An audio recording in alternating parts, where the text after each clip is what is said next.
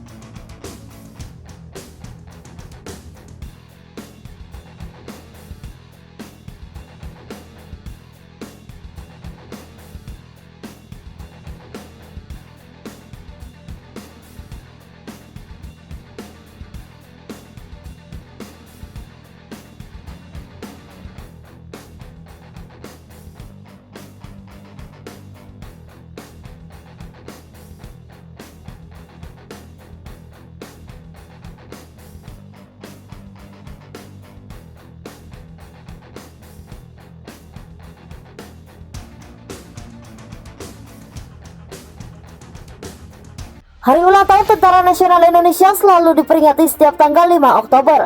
Dan pada Selasa 5 Oktober 2021, TNI telah berusia 76 tahun sejak dibentuk tahun 1945 atau awal berdirinya Republik Indonesia. Pelaksanaan upacara dalam rangka memperingati Hari Ulang Tahun Republik Indonesia ke-76 ini pun diselenggarakan secara sederhana lantaran masih dalam suasana pandemi. Melansir dari tni.mil.id, pelaksanaan upacara diselenggarakan secara sederhana dan terbatas dengan menerapkan standar protokol kesehatan yang ketat di Istana Merdeka Jakarta. Dalam upacara yang berlangsung secara sederhana tersebut, jumlah personel yang bertugas juga dibatasi, yakni hanya 28 personel.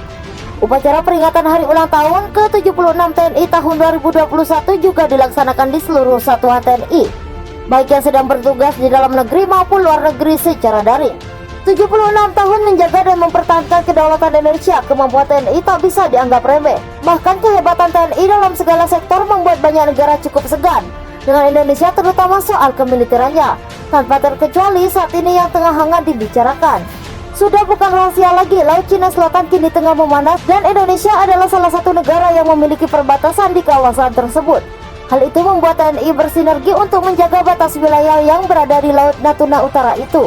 Telah dilakukan penguatan Pulau Natuna yang dihuni oleh batalion komposit yang berisi satuan pemukul dari TNI Angkatan Darat, TNI Angkatan Laut, TNI Angkatan Udara. Pulau itu dibangun dan dipersenjatai dengan anggaran pertahanan Indonesia yang semakin meningkat setiap periodenya, juga berimbas pada belanja alutsista gila-gilaan oleh TNI, bahkan bisa membuat meradang seluruh kawasan. Setelah pembangunan infrastruktur seperti pelebaran dermaga, pembangunan landasan pacu, hanggar, dan barak prajurit selesai, maka isian alat penggebuk pun disuntikan ke pulau itu. Alat utama sistem senjata yang ditempatkan di Natuna pun tak main-main.